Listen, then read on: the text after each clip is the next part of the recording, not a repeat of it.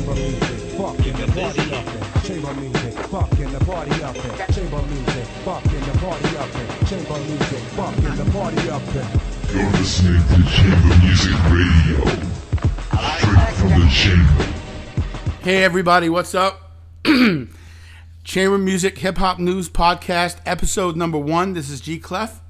And Mowie Kei. Hi. And believe it or not, we're back for the first time in several years. I mean, we've still been doing our thing on the business side of it, but this is the first time we brought back something that was similar to back in the day when we used to do Chambermusik Radio on Live 365. Yeah, and the interviews with Mowie Kei, your old dirty hostess. I'm still the old dirty hostess, and I'm even older and dirtier.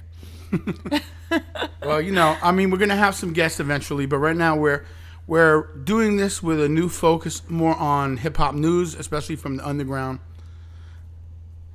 Yeah, and I think it's going to be great. We're going to keep it, you know, just powerful stories and hit it hard. Powerful. Hit it hard. Well, anyway, without any further ado, we're going to get into our stories for today, March 16th, 2018. Of course, people that have been tuning into chambermusik.com and our news, we had some very sad news, right, Maui? Very sad. You know, just a couple of days ago, we lost R.I.P, the great Wu-Tang singer, who was a chamber music artist, in fact, thanks to DJ Victorious, who originally brought him in. And this one particularly hits close to home as, you know, March 14th, he passed away from a heart attack, 63 years old. Our own Victorious, again, was there with him at his side in the hospital, it turns out. And just some information about him. He was born Alfred Lynn, December 19th, 1955. He was known for being a vocalist whose career spanned from soul music even to present-day hip-hop. He was also a prominent and early productive member in the 5% Nation of Gods and Earth since age 12, Mowie Kei, in 1967, which is kind of the year I was born. So, I mean, you know, R.I.P is quite older than me. He often referred to Freedom of Law, a.k.a. Papa Wu, as his partner in these teachings. He is said to be responsible for being the educator of all of Queensboro. I don't know if you know that, Mowie Kei. I actually do know that because of the article that you wrote on chambermusik.com. Well, okay, thanks for that. I mean, that's kind of what I'm looking at right now. And it's the fact that he was the educator of most of the gods in Queens, which is a big accomplishment, kind of like the same thing that Papa Wu, a.k.a. Freedom of Law, did in Brooklyn. He was really, like, what I do know is that he was very respected by everybody that knew him in that world. Oh yeah. He was one of the elder gods, and everybody respected him. Plus, a real humble dude and a great singer. Yeah, and a sweetheart. I liked him a lot. I think the last time we saw him was at the Old Dirty Bastard 2012 birthday party in 2012 party, yeah. With the Zoo Ninjas and everybody else, and Papa Wu was there out in Philadelphia. Yep. You know, and we were there celebrating the birth of ODB and with ODB's mom and everybody. Right, you took the picture with ODB's mom and all of that. But basically, just a little more information for those who don't know. One of his main students was the DJ and producer of Wu-Tang, Alon Mathematics, who recently produced the Wu-Tang Big Comeback album. And musically, R.I.P is featured on the different albums by RZA, Ghostface, Master Killer, Alon Math, Brooklyn Zoo, and Buddha Monk. And in recent years, he was a member of the R&B quartet Sophisticated Gents with several of his lifelong friends. And I think there's even some footage I saw. Somebody did a tribute to R.I.P on Facebook. I mean on YouTube, and it was a really nice video. And I was really surprised to see him singing with the Sophisticated Gents in this video. If you want to look for it, we'll try to put it in the description for you. Basically, he only released one album called Real Estate, which was like a mixtape album, which was released on Chambermusik Records in 2005. So, you know, we're very honored to have the only recorded album. You can still get it in our store. We never did digital distribution on that, but you can actually download the digital version on chambermusik.com. Yeah, and I think that R.I.P has one of the most beautiful voices I've heard, and I've heard a lot of beautiful voices. Also, you can listen to the interview that me and Mowie did, along with Laser Life, Victorious, and B. Akin back in the day, 2005, on Chambermusik Radio. We put it up recently on YouTube, so you can check that in the description as well. Yeah, and you can hear the old style that we're bringing back. Yeah, it's kind of timely, isn't it, that we just uploaded that to YouTube. That's just 2 days ago, and now here we are. And here we are. Doing new broadcasts. The last thing I want to say is it was an honor for me personally to have Allah Real on my album, the Lost Secret album, Queen's Hall of Science. And he's on the song Here We Go Again. Yeah. Singing with us. But, all right, without any further ado, we got other news to cover. I've got more bad news. More bad news, I know. On Tuesday, the 13th of March, the hip-hop world learned about the passing of another legend, Craig Mack, at age 46. He'd been living down in South Carolina under mysterious circumstances,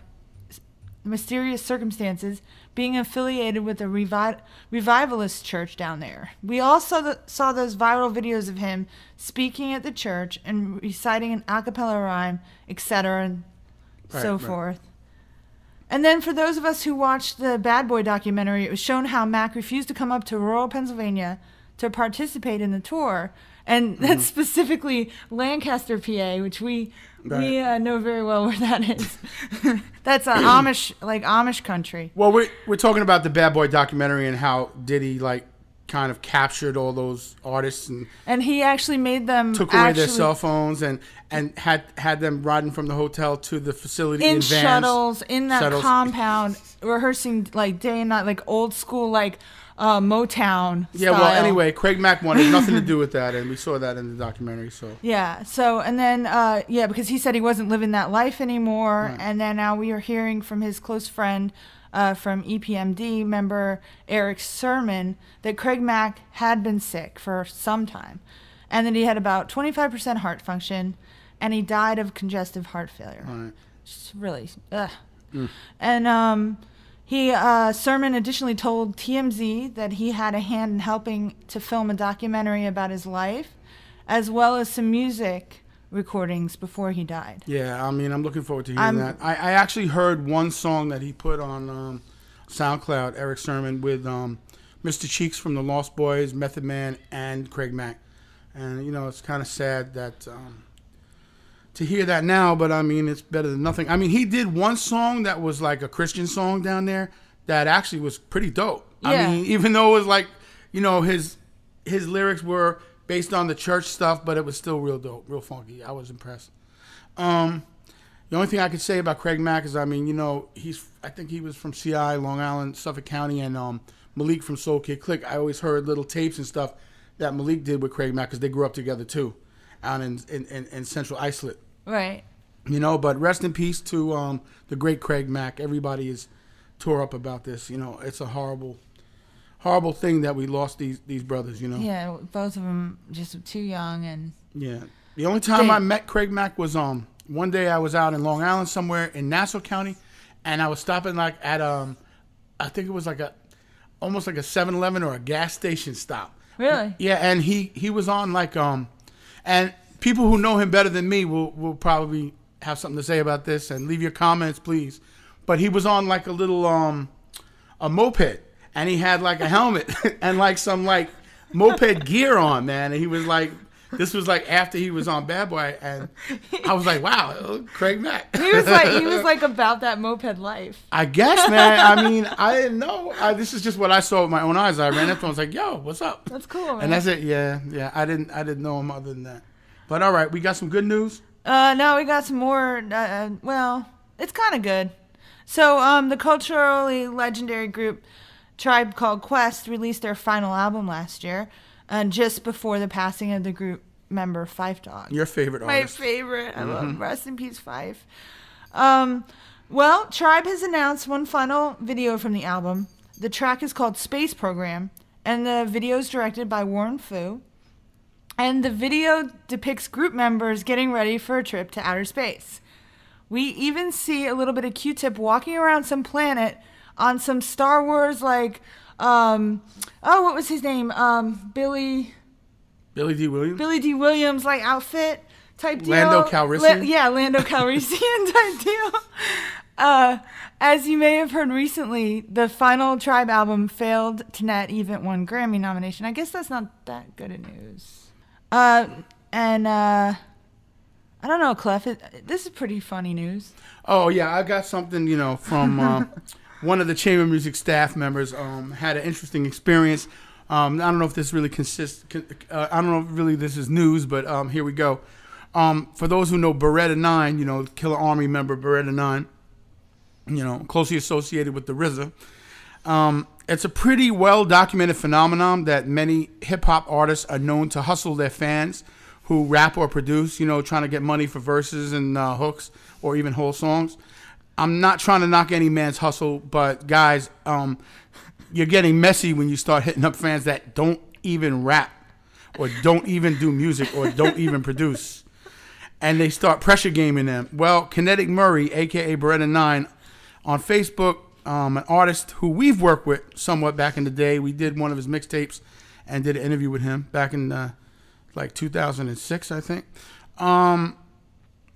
He was caught hustling one of our staff members, Mowie. I'm not going to mention names. I don't want to get him in trouble. But this is a guy who doesn't rap, doesn't even speak good English. We really he speaks. Yeah, you speak wonderful English. Don't listen to Clef. Right. But I mean, he's not out there doing music, and Beretta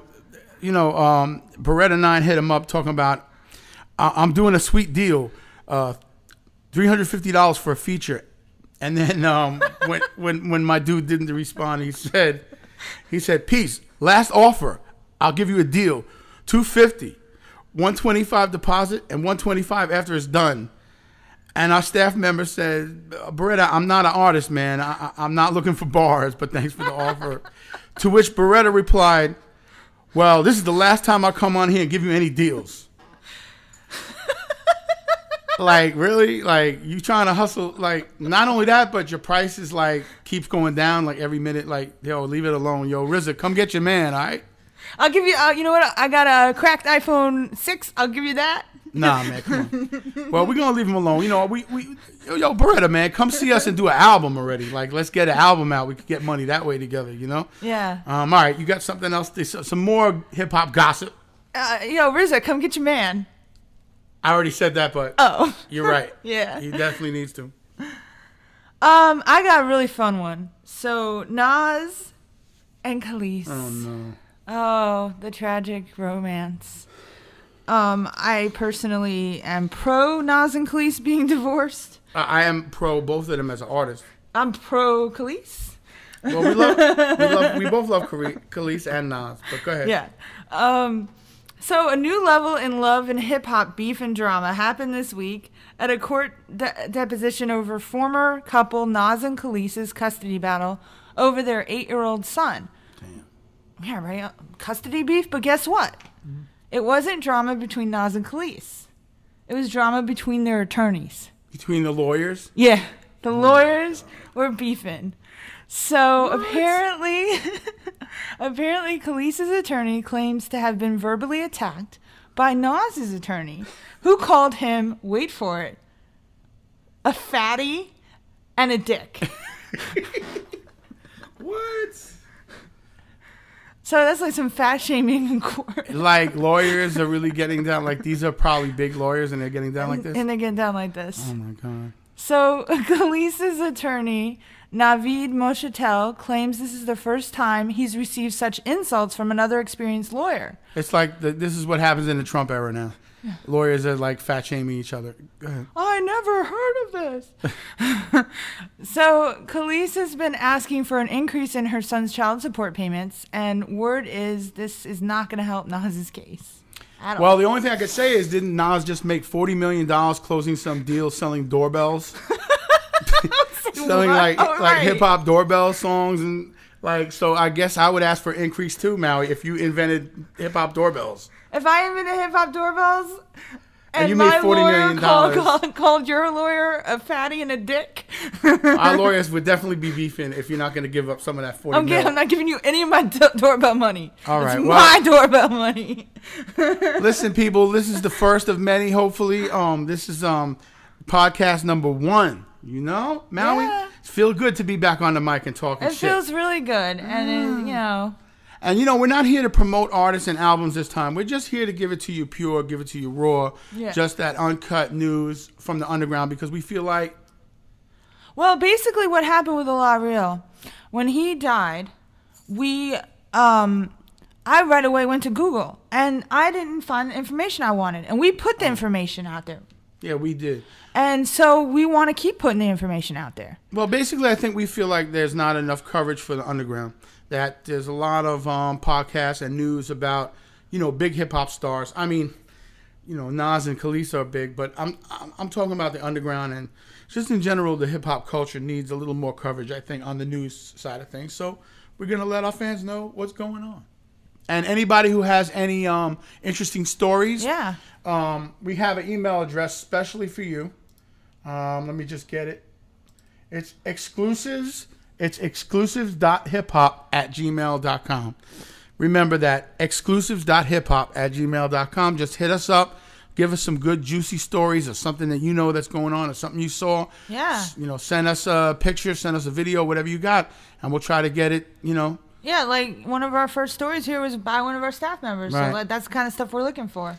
All right, so everybody take care. Have a good week. We'll be doing this every week, probably every Friday. Yep. And, you know, from the Old Dirty Hostess and the Mad Composer, you know, we wish you a good week with lots of raw hip-hop. All right, peace.